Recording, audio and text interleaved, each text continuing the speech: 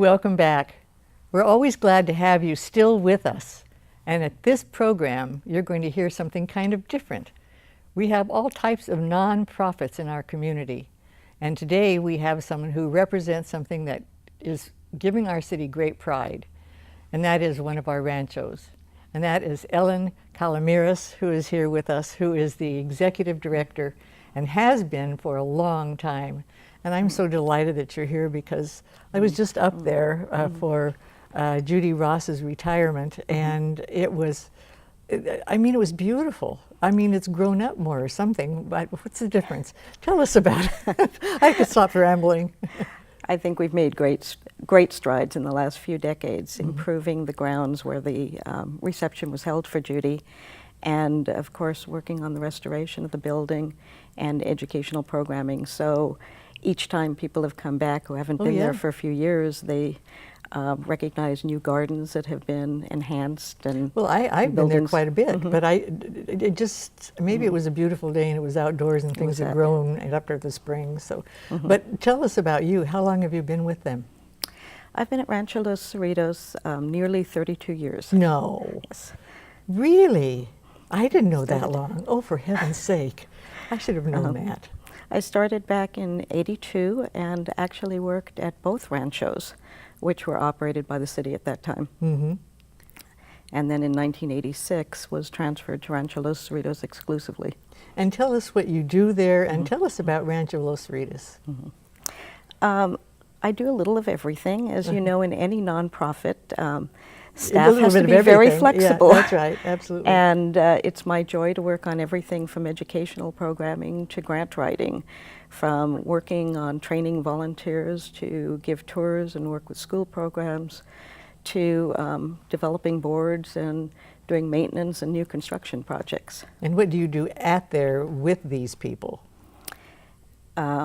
I mean, like, your job has changed so throughout the years, but what you don't just maintain is what I'm trying to get at. What do you do there? We offer a myriad of programs, public tours 5 days a week, which are now often living history tours with characters from the 1840s, 1870s, and 1930s who come forward in time and share their particular stories with visitors from near and far.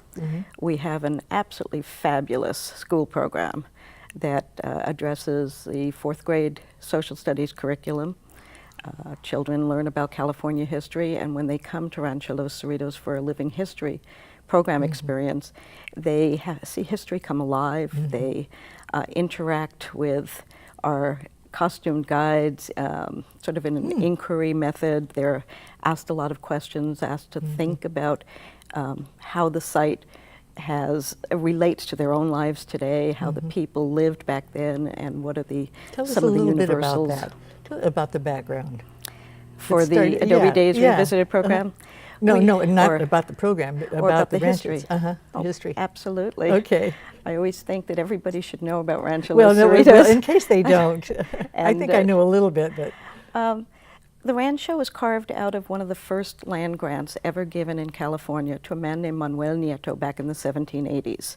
And it was a vast piece of land. It's hard to imagine today, but it was nearly 300,000 acres. Carson, San Pedro or something. It actually went all the way down to Huntington Beach and up to the mountains. Okay.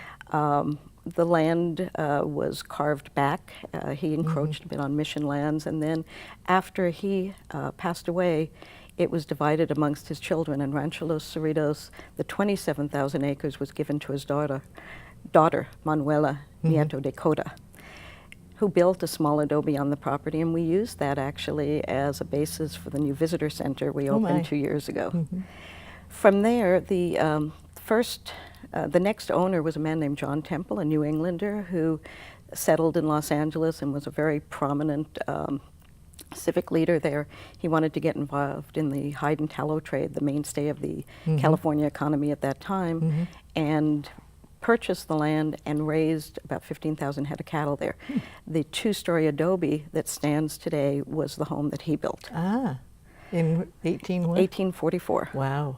And he owned the property for the next 22 years. selling it eventually to Flint Bixby and Company, and it's at the point when the Bixby family really entered into the Long Beach area. And as you know, they have stayed involved ever since. They raised sheep there until the land was just too valuable for that kind of operation, and they began to subdivide the property. Long Beach was founded on the southwest corner of Rancho Los Cerritos, and then eventually Lakewood, Signal Hill, Paramount, Bellflower, portions of Downey and Southgate established themselves. Oh my! Well, this really is part of Long Beach, and it's been a part of Long Beach since the 1700s. Yes. But it has narrowed itself down, and to think the house was built in the 1800s, and it's still there. What did they use to build it? Well, of course, there wasn't much lumber around here, and we didn't have brick kilns in the Los Angeles area, and so the house was made of adobe blocks. And Indian labor was used to form the blocks. There were probably over 1,000 blocks per room, and we have over 22 rooms in the building. It was a massive undertaking, probably took 2 years to build. I haven't seen 22 rooms. A number of the rooms are not open to the public. They're used for storage, offices, and a caretaker who lives in the site.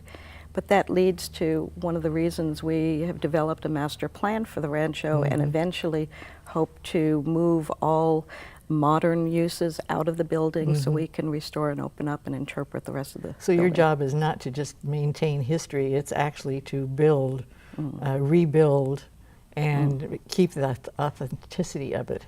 Absolutely. The authenticity is absolutely essential. What about the grounds? The same thing? Grounds as well. Our decision has been to restore the gardens and grounds as best we can to their appearance and use in the 1930s and 40s. But that also incorporates then trees that Temple planted back in the 1840s and the Bixbys put in the 1880s. We do have an area of the property that we've recently developed with California native plants. We didn't have any historical data that could guide us other than a knowledge that the Bixbys were interested in California natives and worked with Theodore Payne and Ralph Cornell and others who believed that natives should be planted. And so we designed the gardens and just opened our California native garden last month in August. Well, it was beautiful. And as you walk into the garden area with the house here, what's that great big tree to the left? That's a Moreton Bay fig, planted about 1880. Someone brought them from Australia. It's just magnificent. It's majestic. Yes. Yeah, that's it wonderful. certainly dominates the gardens. Now, do you have a board of people from the city that help you? I mean, how do you get your involvement? We actually have worked with a couple of nonprofits at Rancho Los Cerritos, owned and operated by the city up until this year. We have a board called the Rancho Los Cerritos Foundation, and its role has been to help develop a master plan for the long-term development and viability of the rancho, and to raise funds to implement its recommendations. And we've had another board that has overseen our volunteer program. And is it still owned by the city?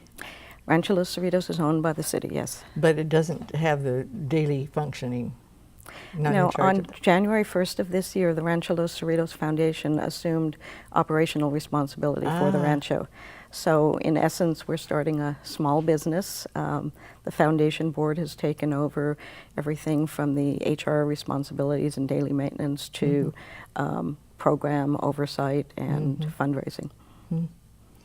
Well, it's developed into something that, you know, and what you've done with the entrance makes a difference, and parking so that people can have a place to be conveniently come in. Can anybody just walk in at any time? Our public hours are Wednesday through Sunday in the afternoons. We do discourage visitors, especially in the mornings when we have school tours, because we don't want to interrupt the experience that the fourth graders have. But we do have a pedestrian gate that we'll often leave open when we are closed to the public, and many joggers and walkers in the community will walk through, tour the gardens, and head back up the road. Well, it has maintained itself very well. And when the school children come, they go through the house and the grounds and Yes. see the type of plants they use in those days and the type of spoons. Is that right? We actually have them do a chore or activity that would have been popular in the 19th century. They may wash clothes with the old washboard and wringer, tool leather, punch tin. Even on rainy days, we've got indoor activities that children in the 19th century would have done. They play old-fashioned games. They do learn about the gardens, uses of herbs, and they indeed tour the house. What's an old-fashioned game? Jump rope? La Grace, have you ever heard of that? There's small hoops, and you hold sticks, and you toss the hoop to another person, and that person catches the hoop on the sticks and tosses I it back. see. It's supposed to be a very graceful operation. We do manage to see quite a few hoops hung up in the Sure. trees on the ground, so I'm not Sure. sure how graceful it is. But children really enjoy that. Or the big rolling hoops, if you recall. Like a hula hoop? Pictures. The wooden hoops that you would roll Roll. across the ground and Okay. push with a stick. I see. Yes. Children will have we races seen with pictures those. of that. So, and in its new function, not function, in its new original status changed as as it's changed. What difference does that make to the operation? Just in the fact that the board is doing this all now rather than in the city?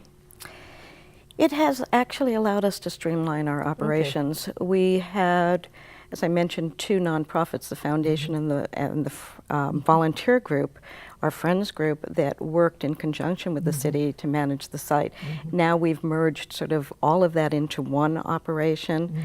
We don't need to have two boards That's and great. two insurance policies and so forth. But we are also more flexible. We're able to fill positions quicker and That's great. new Well, program. Ellen, I mean, if you've been there as many years, I can't believe it was that long, but you have seen it just emerge into something that is, well, always been a source of pride, but it shows our history. Yes. It shows where Long Beach came from, how they lived at that time. And there are very few places that have anything like that, and I congratulate you, and I feel very proud of that. And the Bixby family. And I agree with you. The family is still involved, and Jean and her sister, and they're just still part of our community in a strong way. So thank you very much for being here. I enjoyed it very much. Thank you. You're welcome. Thank you. And we thank you for watching. And one thing I've been meaning to say, be sure you remember that we are sponsored by Memorial Care in the city of Long Beach. They care about the nonprofits, they're taking care of them, they work together very closely with them. So be sure you know that that is our sponsor this year. Thank you very much for watching.